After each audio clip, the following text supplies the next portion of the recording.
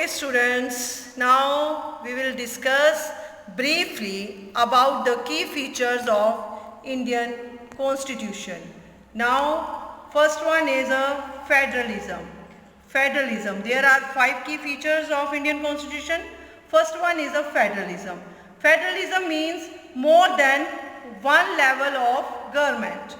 कि अलग अलग सरकारें होती हैं, ठीक है, जैसे सेंटर की अलग है, स्टेट की अलग है और लोकल लेवल पे पंचायत राज सिस्टम जो है वो अलग है। अलग अलग सरकारें अलग अलग काम करती हैं, ठीक है, अपनी अपनी जो भी उनको स्पेस दिए गए हैं, जो प्लेस दिए गए हैं, उन पे अलग अलग सरकारें काम करती हैं। Second one is parliamentary form of government. Parliamentary form of government में क्या है, यहाँ पे 5 साल बाद इलेक्शंस होते हैं, हर 5 ईयर में इलेक्शंस होते हैं। जैसे यहाँ पे 5 साल बाद यहाँ अगर सरकार अच्छे से काम ना करे तो बीच में भी इलेक्शंस जोड़े मीन्स कि हो सकते हैं।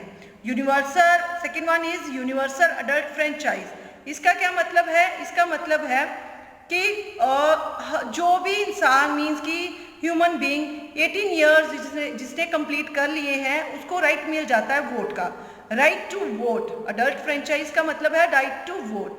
थर्ड वन है सिलेक्शन ऑफ रिप्रेजेंटेटिव, कि हम अपने रिप्रेजेंटेटिव पीएम, एमपी ये सब कुछ कैसे चूज करते हैं, वो सारा सिस्टम बनाया गया है parliamentary form of government.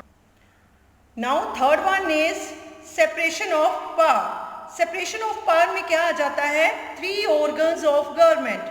How means कि how many organs of the government, 3 organs of the government. Which one these, legislature, executive, judiciary. Legislature means विधानसभा, विधान पालिका जिसको बोलते हैं। Legislature makes the law, executive apply the law and judiciary protect us from the crime, means कि protect the law, वो उनसे कानूनों को बनाए रखते हैं, उनकी प्रोटेक्शन करते हैं। हमारा जो फोर्थ वन की फीचर है फंडामेंटल राइट्स, ये सबको पता है how many fundamental rights in our constitution. There are 6 fundamental rights in our constitution. Which one these? First one is a right to equality. Second is right to freedom. Third one is right against exploitation. Fourth one is right to freedom of religion. Fifth one is cultural and educational rights.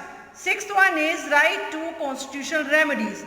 First one है right to equality, means all persons are equal before the law, means कि कोई भी कानून से ऊपर नहीं है, चाहे वो प्रधानमंत्री हो, चाहे हमारे प्राइम मिनिस्टर प्रेसिडेंट हो, सब इक्वल हैं बिफोर द लॉ।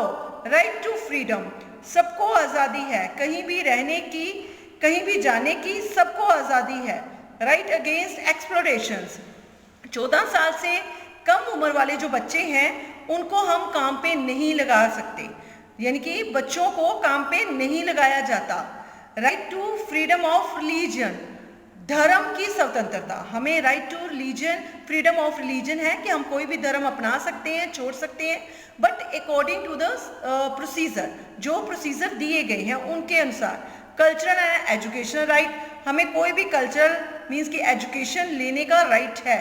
हम देख सकते हैं हमारे मीन्स की कोई भी कल्चर, जैसे डिफरेंट कल्चर्स होते हैं, हम उनके फेस्टिवल सेलिब्रेट करते हैं, अपने तो करते ही हैं, लेकिन दूसरे धर्मों वाले भी करते हैं, वो भी हमें राइट है। Right to constitutional remedies, last one है राइट टू कॉन्स्टिट्यूशनल रेमेडीज का मतलब है अगर हमारे जो भी अधिकार हैं उनको अगर कोई हमसे छीनता, हमारे फंडामेंटल राइट्स को कोई छीनता है तो हम उसकी अपील कोर्ट में कर सकते हैं। Okay, these are the fundamental rights. Now last one is key feature of this one, secularism. Equal rights to all religions. Equal rights to all religion का मतलब है स्टेट का अपना कोई भी धर्म नहीं होता और किसी को कोई भी धर्म अपनाने की, छोड़ने की स्वतंत्रता होती है। गवर्नमेंट डिपार्टमेंट या स्टेट किसी एक धर्म को बढ़ावा नहीं दे सकते। This is the secularism. I hope you all are understood about the key features of Indian constitution. Thank